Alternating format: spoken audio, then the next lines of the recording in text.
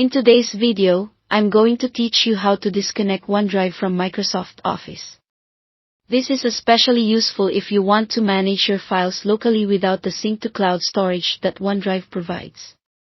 Whether you're running low on space, seeking better control over your documents, or simply no longer need the integration, disconnecting OneDrive from Microsoft Office can be a straightforward process when you know the right steps.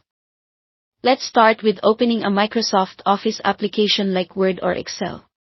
Once you have it open, you can look for the File option located at the top left corner of your screen. Click on it to reveal a menu, and find Account in the list. The Account page is essentially your command center for Office settings and product information, so it's a good area to become familiar with if you haven't already. Here, you should see an option for Connected Services. This section shows all the services currently linked to your Office account, including cloud storages like OneDrive. The next step is to find OneDrive in this list. Typically, it will be named with OneDrive and possibly your user or organization name next to it.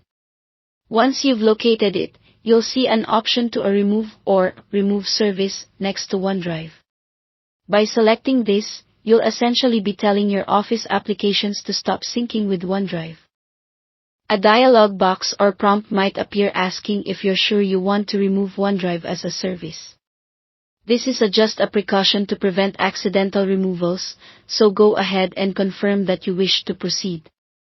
After confirming, OneDrive is no longer connected to your Office account in the applications you've disconnected it from.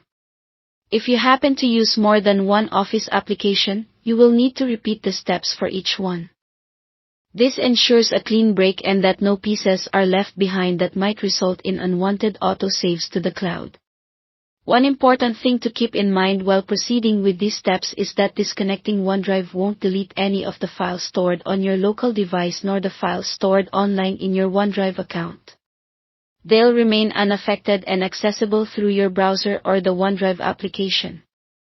If you change your mind later, or if your needs evolve and you wish to reconnect OneDrive, you can always go back to the Connected Services area and add it again.